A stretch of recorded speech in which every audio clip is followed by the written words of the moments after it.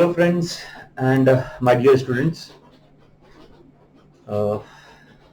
मैं इस video lecture में बॉडी फ्लूइड एंड सर्कुलेशन का जो एमसीक्यू सीरीज का पार्ट 2 है वो मैं डिस्कस कर रहा हूँ।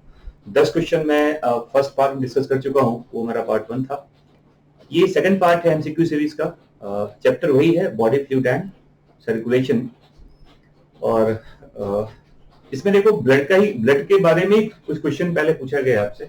जैसे फर्स्ट क्वेश्चन ये है, देखो क्वेश्चन नंबर 11, सेल्स और cell that contribute in anti inflammatory activity is.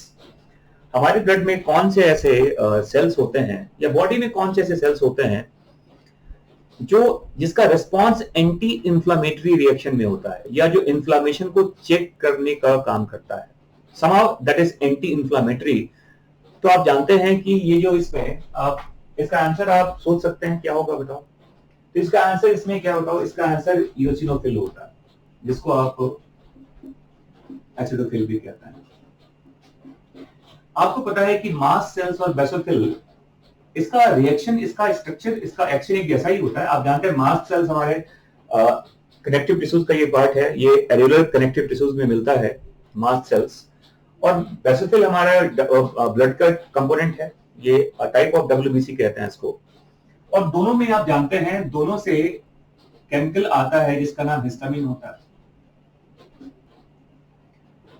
और हिस्टामिन एक काफी ज्यादा पावरफुल वेज़ोडायलेटर है और इसकी वजह से काफी ज्यादा अमाउंट में ब्लड प्लाज्मा वगैरह आपके ब्लड कैपिलरी से निकलकर आपके टिश्यू फ्लूइड में एक्यूमुलेट करते हैं। तो इंफ्लेमेटरी रिस्पांस वहां से आता है ना। लिम्फोसाइट्स वगैरह जानते हैं, ये भी साइटोकाइन लाइक केमिकल सिक्रीट करता है और इससे भी इंफ्लेमेटरी रिस्पांस आता है, क्योंकि इंफ्लेमेशन भी somehow ये हमारे बॉडी के इम्यून सिस्टम से रिलेटेड है। तो इम्यूनिटी को प्रोवाइड करने के लिए, ऑल्दो लिम्फोसाइट्स वगैरह एक एक्वायर्ड इम्यूनिटी का पार्ट होता है, बट लिम्फोसाइट्स भी साइटोकाइन सिक्रीट करते हैं जो इंफ्लेमेटरी रिस्पांस के लिए रिस्पांसिबल होता है। और ये भी कहीं ना कहीं आपके इम्यूनिटी के लिए ज्यादा अच्छा माना जाता है। तो लिम्फोसाइट से भी इंफ्लेमेशन आता है। लेकिन आप जानते हो कि इओसिनोफिल, जिसको एसिडोफिल भी कहते हैं, यहां से जो केमिकल्स आते हैं, ये जो केमिकल सिक्रीट करता है, ये केमिकल एंटी इंफ्लेमेटरी होता है। जैसे आप जानते हैं कि जैसे कई बार जो पैरासिटिक वॉर्म वगैरह होता है, एस्केरिस है या टेलवर्म है, इनके जो पैरासाइट्स होते हैं, इनका जो माइक्रोस्कोपिक या काफी माइन्यूट लेवल का जो इसका पैरासाइट्स वगैरह होता है जो हमारे बॉडी के अंदर आ जाता है। तो इस वर्म के आने की वजह से ये वर्म कुछ केमिकल सिक्रीट करते हैं जिससे एलर्जी के चांसेस रहते हैं। उस एलर्जी को कम करने के लिए यहाँ से एंटी एलर्जिक सब्सटेंसेस सिक्रीट होते हैं। तो इओसिनोफिल वगैरह आप जानते हो कि जब वर्म वगैरह का इन्फेक्शन बॉडी में होता है तो इओसिनोफिल का नंबर हमारे बॉडी में क्या होता है, इंक्रीज कर जाता है, और वो आपके एलर्जिक रिएक्शंस को कम करने के लिए होता है। तो इओसिनोफिल का अगर फंक्शन पूछा जाए आपसे, तो इओसिनोफिल एक एंटी एलर्जिक केमिकल सिक्रीट करता है, इन्फ्लेमेशन को ये चेक करने की कोशिश करता है। और दूसरी बात, इओसिनोफिल फैगोसाइटोसिस भी करता है। मैंने पहले भी बताया था आपको पहले के लेक्चर्स में कि हमारा जो न्यूट्रोफिल्स है, हमारे जो मोनोसाइट्स होते हैं और हमारे जो इओसिनोफिल होते हैं, इन तीनों में फैगोसाइटोसिस होता है। तीनों में फैगोसाइटोसिस होता है, न्यूट्रोफिल्स में भी, मोनोसाइट्स में भी और इओसिनोफिल में भी। तो इसका आंसर क्या हो गया बताओ? इओसिनोफिल। क्लियर? चलिए अब आते हैं क्वेश्चन नंबर 12 में। क्वेश्चन ये है कि एंटीजन एंटीबॉडी क्रॉस रिएक्शन और agglutination reaction will occur instantly when O positive blood is given to A positive। मतलब कोई O positive इंडिविजुअल है और उसका ब्लड हमने कहां दे दिया? A positive को। O positive blood is given to O negative। A positive blood is given to AB positive and A positive blood is given to O positive। क्या लगता है कि रिएक्शन कब होता है? तो आपको मैं बता दूं पहले ब्लड ग्रुप के बारे में। जैसे आप जानते हैं कि ये जो क्रॉस रिएक्शन का मतलब क्या है, देखिए जैसे मान लो ये एक ब्लड ग्रुप किसी का, ये ए ब्लड ग्रुप है, जिसमें हम कहते हैं यहाँ पे ए एंटीजन का पार्ट है और यहाँ पे आरएच एंटीजन भी है। और इस इंडिविजुअल के प्लाज्मा में, ये तो आरबीसी होता है, इसके प्लाज्मा में ये बी एंटीबॉडी होता है। देखो ये एंटीबॉडी है, ये बी एंटीबॉडी है यहां पर। क्लियर? अब अगर मान लो, और ये ब्लड ग्रुप क्या है बताओ, इसे कहते हैं ए पॉजिटिव। एक और कंडीशन देखिए यहां पर, अगर मान लो ये आरबीसी है, इसके सरफेस पे ये हमने बी एंटीजन लिख दिया और यहाँ पे आरएच लिख दिया हमने, तो ये बी पॉजिटिव है और यहां पर जो एंटीबॉडी होगा वो ए होता है। तो जो क्रॉस रिएक्शन कहते हैं, जब अगर आप ऐसे ब्लड को मिक्सअप करेंगे ए और बी को, तो क्या होगा, जब आपने ए को बी में डाल दिया, सोचिए आप अगर आपने ए को बी में डाल दिया, तो ए जैसे ही बी में आएगा तो ए के सरफेस पे जो देखो, इसके आरबीसी के ऊपर ए एंटीजन होता है और उसका जो एंटीबॉडी है, ए एंटीबॉडी, वो बी के प्लाज्मा में प्रेजेंट होता है।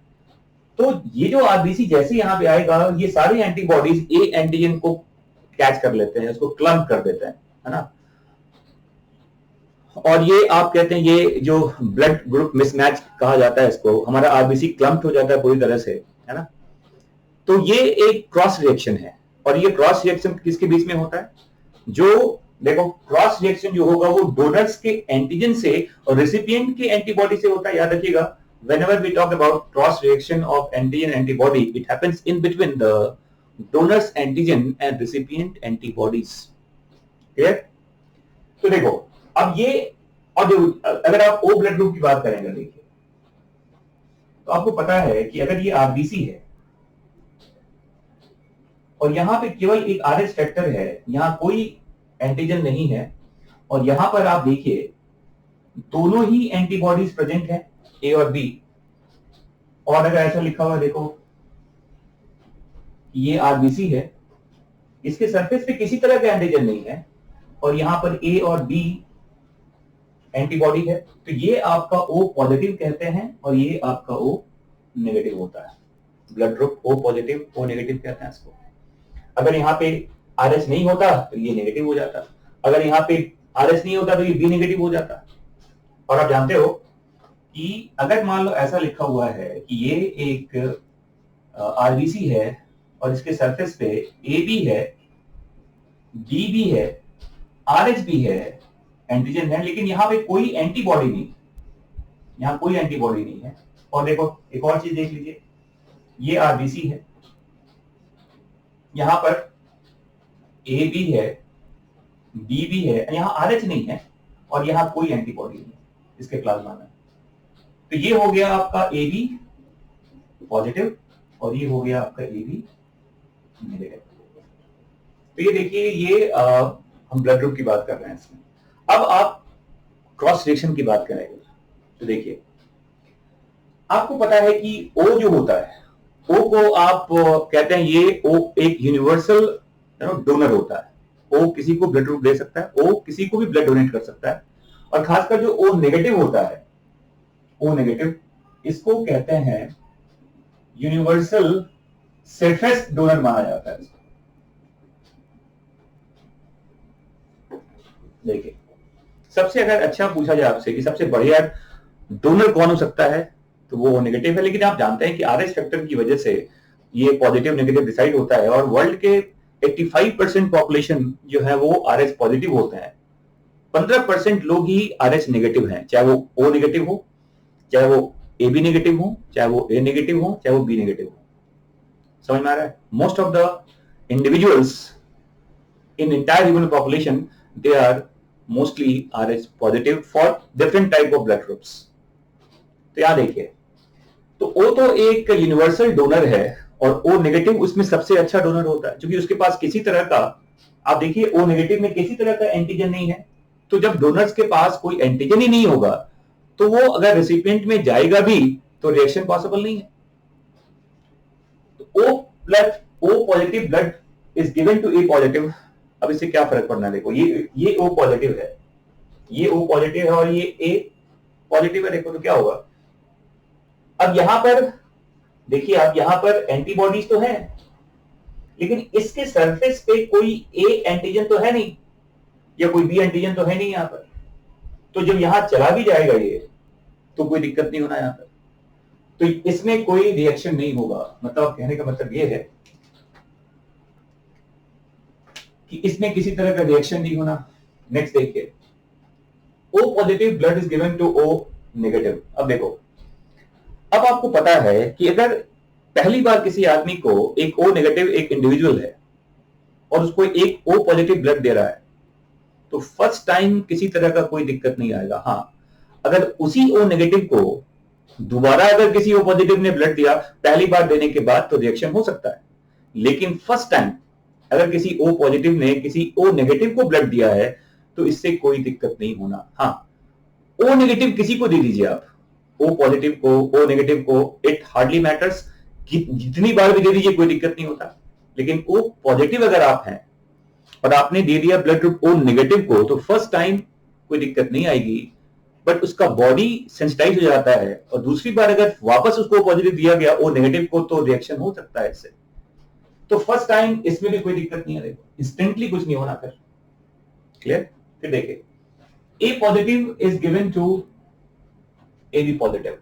अब देखो, हम कहते हैं AB जो है वो यूनिवर्सल एक्सेप्टर होता है, और उसमें भी जो AB पॉजिटिव है वो एक यूनिवर्सल एक्सेप्टर है, जिसे कहीं से कोई दिक्कत नहीं है। क्योंकि AB पॉजिटिव देखो ये होता है, ये AB पॉजिटिव है, देखो इसके, ये AB पॉजिटिव है, इसमें कोई एंटीबॉडी है ही नहीं, और ये रेसिपिएंट अगर बनेगा तो मैंने पहले भी कहा था कि डोनर्स के एंटीजन से और रेसिपिएंट के एंटीबॉडी से रिएक्शन होता है। तो AB किसी से भी ब्लड दे सकता है, वो एक यूनिवर्सल एक्सेप्टर है, और खास करके AB positive is the safest acceptor. तो यहां भी कोई दिक्कत नहीं होना, देखिए नो प्रॉब्लम। यस, अब अगर आपने A पॉजिटिव किसी ने दिया O पॉजिटिव को, देखो उल्टा किया तो दिक्कत नहीं था, लेकिन आपने A पॉजिटिव को दे दिया, A पॉजिटिव ने ब्लड किसको दे दिया, O पॉजिटिव को। तो देखो A पॉजिटिव के पास यहाँ पर A एंटीजन है और O पॉजिटिव के पास यहाँ पे A एंटीबॉडी भी है, तो ये एंटीबॉडी क्या करेगा, बताओ, रिएक्ट कर जाएगा और ये क्रॉस रिएक्शन हो जाएगा। तो इसमें क्रॉस रिएक्शन एक ही जगह हो सकता है, और उसका आंसर है डी, कि अगर आपने A को आपने B में डाल दिया, A को आपने O में डाल दिया, है ना, तो रिएक्शन तो होगा। अगर A को आपने AB में डाल दिया होता तो AB में यूनिवर्सल एक्सेप्टर है वो, उसे किसी तरह का प्रॉब्लम नहीं है। और खासकर मैंने क्या कहा, O नेगेटिव को सेफेस्ट डोनर कहते हैं और AB पॉजिटिव को सेफेस्ट एक्सेप्टर कहा जाता है। क्लियर? तो ये ब्लड ग्रुप के बारे में आपको पूछा जाता है कई बार कि इसका ब्लड इसमें दिया तो क्या होगा। तो बस इतना याद रखिएगा कि whenever we talk about the blood group mismatch, it occurs in between the donor's antigen and recipient antibodies.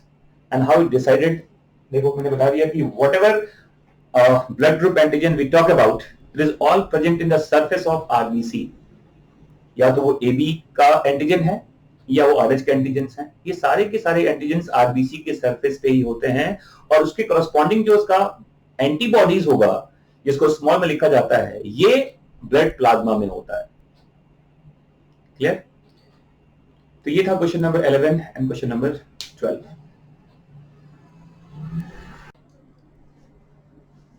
ये देखो, ये क्वेश्चन नंबर 13 है, और इस क्वेश्चन में आपसे पूछा गया है लिम्फ और लिम्फेटिक सर्कुलेशन के बारे में, जो ह्यूमंस बॉडी में होता है एक्चुअली, है ना, मतलब ह्यूमंस की बात मैं कर रहा हूं। तो क्वेश्चन ये है कि mark the incorrect statement regarding lymph and lymphatic circulation. इसमें से क्या सही नहीं है about lymph and lymphatic circulation? और ये आपके ऑप्शंस हैं। Number A, interstitial fluid of lymphatic vessel is called lymph. Interstitial fluid of lymphatic vessel is called lymph. Lymph contains more amount of lymphocyte, but overall less WBCs than blood. blood plasma protein is absent in lymph, and B, lymphatic circulation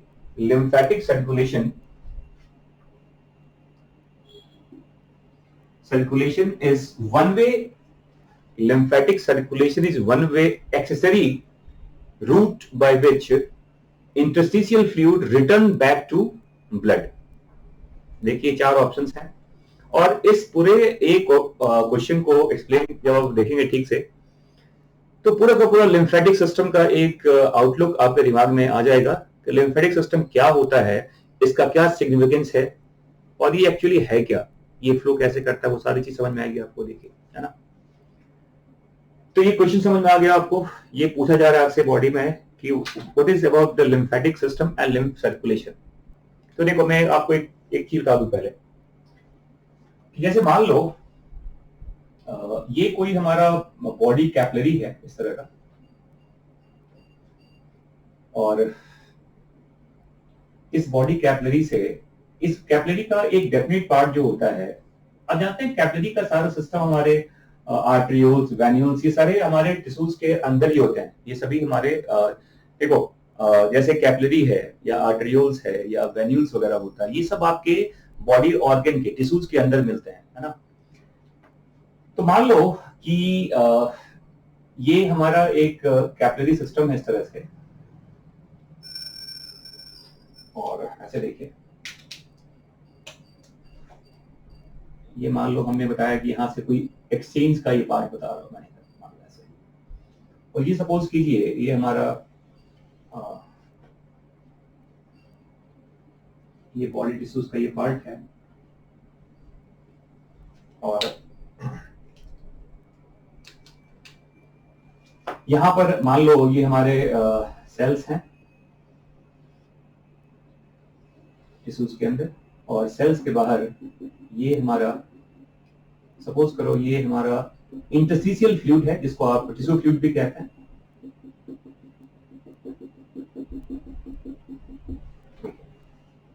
तो ये जो आप अंदर देख रहे हैं, यही आपका टिश्यू फ्लूइड है, इसी को आप इंटरस्टिशियल फ्लूइड भी कहते हैं, ठीक है।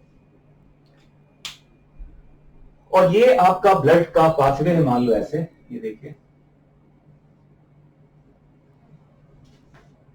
ऐसे मान लो ये मैंने बताया कि ये बॉडी के, सपोज करो ये जितने भी कैपिलरी हैं, देखिए, तो पूरे कैपिलरी से इस रास्ते से देखो लगभग 70 to 100 लीटर जो ब्लड है पर डे हमारे कैपिलरी से क्रॉस करता है। कितना? पूरे बॉडी में सारे कैपिलरी को मिला देंगे तो ये जो वॉल्यूम बनता है, ये वॉल्यूम है 70 to 100 litre in a day. ये सारे कैपिलरी से वो क्रॉस करता है ना। और जहां पर देखो कैपिलरी का एक्सचेंज प्रोसेस होगा, आप जानते हैं कैपिलरी ऑक्सीजन कैरी करता है, इसमें प्लाज्मा का पार्ट भी है ना, इसमें न्यूट्रिएंट्स का पार्ट भी होता है। तो ऐसे याद रखिएगा।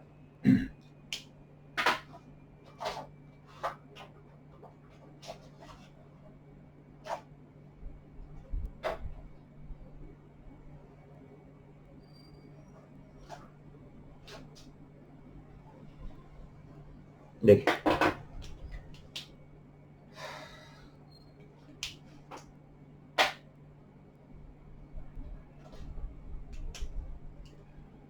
तो मान लो यहां से जब ये एक्सचेंज की बात कर रहे हैं यहां से, तो जो यहाँ पे फिल्ट्रेशन हो रहा है, कैपिलरी से जो चीजें बाहर आ रही हैं, यहां पर ये प्रेशर लगभग 11 mmSg का डिफरेंस होता है। प्रेशर की बात करें तो जैसे वो फ्लूइड नीचे की तरफ आएगा, एक्सचेंज जो होता है यहाँ पर, तो इस अब देखो ये 11 mmSg आप देख रहे हैं, अगर ये तो काफी ये ज्यादा प्रेशर होता है। तो इससे जो फ्लूइड यहां से बाहर निकला, तो याद रखिएगा कि टोटल अगर देखा जाए तो ऐसे समझिए आप कि लगभग 20 लीटर जो फ्लूइड है वो आपके कैपिलरी से डिफ्यूज करके आपके टिश्यू फ्लूइड में आता है। कितना? 20 लीटर। इसमें ब्लड प्लाज्मा का पार्ट भी है, इसमें ऑक्सीजन का पार्ट भी है, इसमें न्यूट्रिएंट्स के पार्ट्स भी हैं, इसमें कुछ प्रोटीन्स वगैरह भी होते हैं जो प्रेशर की वजह से फिल्टर हो जाता है ना। तो 20 लीटर जो ब्लड का पार्ट जो फिल्टर होके आपके टिश्यू फ्लूइड में आ गया, लेकिन जब ये वापस जाने की बात करते हैं तो यहां पर जो रीअब्जॉर्प्शन का प्रेशर है ये होता है लगभग 9 mmSE कहता है। इसका मतलब ये तो कंफर्म है कि जितना फ्लूइड आपका फिल्टर हुआ होगा वो सारे फ्लूइड वापस आपके ब्लड में तो आएगा नहीं, वो कैपिलरी में एंटर करेगा नहीं। तो याद रखिएगा कि 20 यहां से आया तो जो 20 लीटर यहां पे पहुंच गया, इसका 17 लीटर जो था ये तो वापस पहुंच गया देखो आपके ब्लड सिस्टम में। और ऐसे देखिए यहां पर जो 3 लीटर यहां पर एडिशनल फ्लूइड जो आपके ब्लड से बाहर आया है, 3 लीटर इसका वॉल्यूम है देखो। अब आप याद रखिएगा यहां पे एक वन वे सिस्टम है देखो इस तरह से, ये देखिए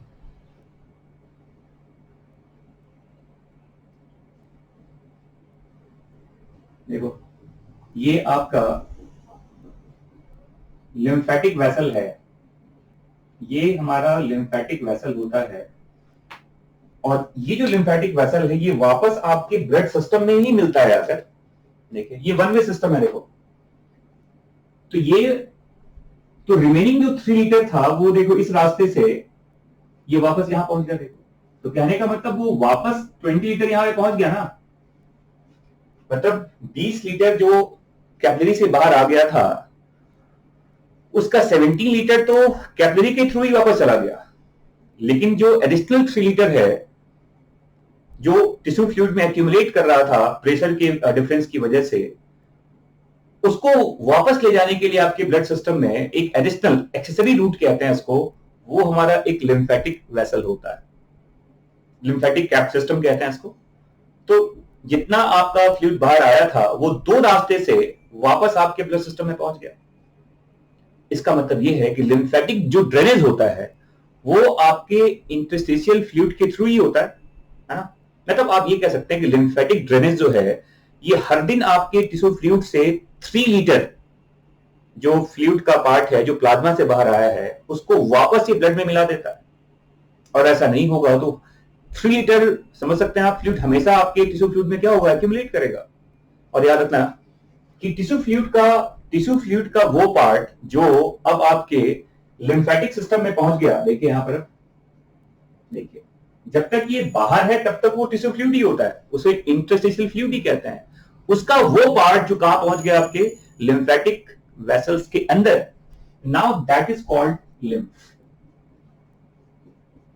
देखो जब तक वो टिश्यूज के अंदर है तब तक वो टिश्यू फ्लूइड है, इंटरस्टिशियल फ्लूइड है, but once it enters in your lymphatic vessels, now it becomes lymph. Clear? और आप देखिए कि इस लिम्फ में आप जानते हैं कि लिम्फ के पूरे पाथवे में ऐसे लिम्फ नोड्स वगैरह मिलते हैं, लिम्फ नोड्स कहते हैं। ये लिम्फ नोड है जहां पे लिम्फोसाइट्स के फॉर्मेशंस भी होते हैं।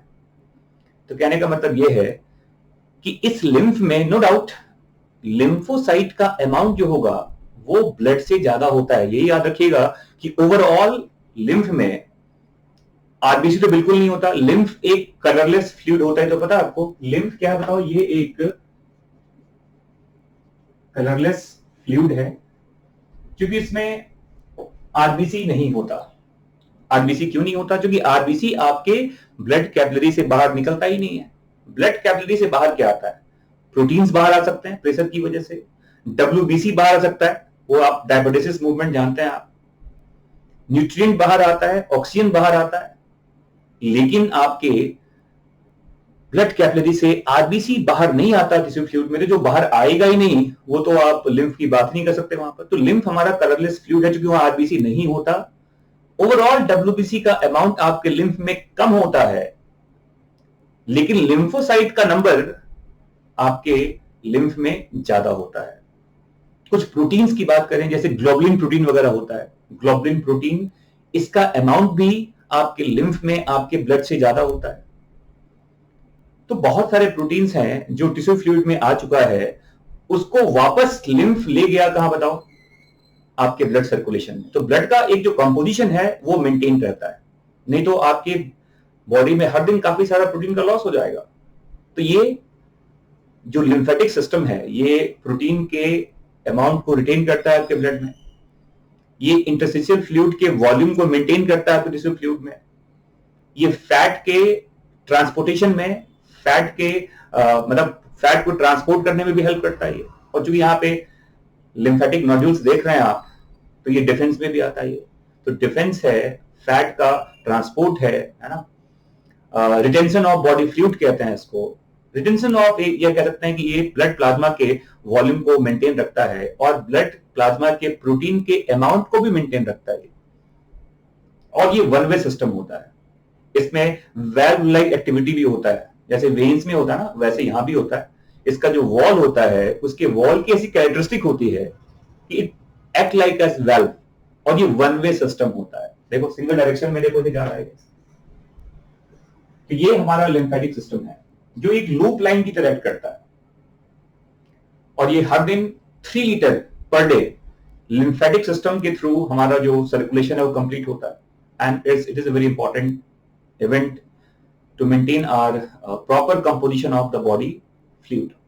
और आप जानते हैं यही लिम्फ वेसल्स वगैरह अगर ब्लॉक हो जाए तो आप जानते हैं जो फाइलेरिसिस वगैरह का केस जो बनता है ना, जब आपके लिम्फेटिक वेसल्स ब्लॉक हो जाते हैं तो लिम्फ एक्यूमुलेट करने लगता है वहां पर, और इससे हमारा पैर स्वेल कर जाता है, जिसको आप एलिफेंटियासिस या उसी को फाइलेरिसिस कहते हैं, वो अलग चीज हो गया फिर। तो आप बताइए यहाँ पर, अब आपको मैंने बता दिया कि लिम्फेटिक सिस्टम का ये एक समराइज्ड पार्ट है कि लिम्फेटिक सिस्टम करता क्या है हमारे बॉडी में। तो ये अमाउंट ऑफ ब्लड है जो हमारे टोटल कैपिलरी से क्रॉस करता है एक दिन के अंदर, और उस कैपिलरी का केवल 20 लीटर जो पार्ट है वो एक्सचेंज में पार्टिसिपेट करता है, जो टिश्यू फ्लूइड में एंटर करता है, और इस 20 का 17 लीटर वापस चला गया कैपिलरी में, लेकिन प्रेशर का कम होने की वजह से उतना नहीं जा पाता जितना वो बाहर निकला है। तो जो एक्स्ट्रा फ्लूइड आ गया उसको वापस ले जाने के लिए हमारे पास ये लिम्फेटिक सिस्टम है, और ये लिम्फेटिक सिस्टम भी वापस आपके ब्लड सर्कुलेशन में जाकर मिल जाता है। तो देखिए यहां पर ऑप्शन देखिए, फर्स्ट क्या लिखा है, interstitial fluid of lymphatic vessel is called lymph. Yes it is right, कि जो चीज बाहर है वो इंटरस्टिशियल फ्लूइड है, once it enters in lymphatic vessels now this is called lymph. तो ये बात तो सही लिखा हुआ है, this true. Lymph contains more amount of lymphocytes, यही बताया मैंने आपको, लिम्फ में लिम्फोसाइट्स का अमाउंट ज्यादा होता है। ओवरऑल डब्ल्यूबीसी का नंबर यहां क्या होता है, ब्लड से कम होता है। ये बात भी सही है। Blood plasma protein is absent in lymph, ये गलत हो गया। देखो लिम्फ में काफी सारे प्रोटीन्स होते हैं जो आपके ब्लड प्लाज्मा का ही पार्ट होता है, वापस ही मिल जाता है आपके ब्लड में, लेकिन आपके लिम्फ में बहुत सारे ब्लड प्रोटीन्स अवेलेबल हैं। तो ये स्टेटमेंट गलत हो गया। देखो, और देखो क्या लिखा हुआ लास्ट में कि lymphatic circulation is one way accessory route by which interstitial fluid return back to the blood. Yes, जो आपका इंटरस्टिशियल फ्लूइड है जिसका वॉल्यूम ज्यादा हो जाता है प्लाज्मा के आने की वजह से, वो वापस अपने नॉर्मल अमाउंट पे आ जाएगा because of that accessory one way direction route होता है इसका, है ना। तो ये है आपका, तो ये भी सही लिखा हुआ है। तो इसमें एक ऑप्शन गलत था, that is all about C. तो ये इवन आप देखेंगे तो ये एक तरह का पैरेलल रूट कह सकते हैं, है ना। जो लिम्फेटिक सिस्टम है ये एक पैरेलल सिस्टम है जो आपके ब्लड वैस्कुलर सिस्टम के साथ ही रन होता है। ये इसका भी पाथवे, मतलब आप देखा जाए तो कहा भी जाता है कि lymphatic vessels are more close to veins. इसका जो अमाउंट है ब्लड का या इसका जो लिम्फ का जो वॉल्यूम होता है, इसका कैरेक्टरिस्टिक भी काफी हद तक वेनस ब्लड के जैसा होता है। यस डिफरेंस तो है क्योंकि आरबीसी नहीं होता, बट बाकी जो कंपोजिशन होता है, जैसे अमाउंट ऑफ CO2 वगैरह की बात करें तो उसके रिस्पेक्ट में it is more closer to our venous blood. ठीक है।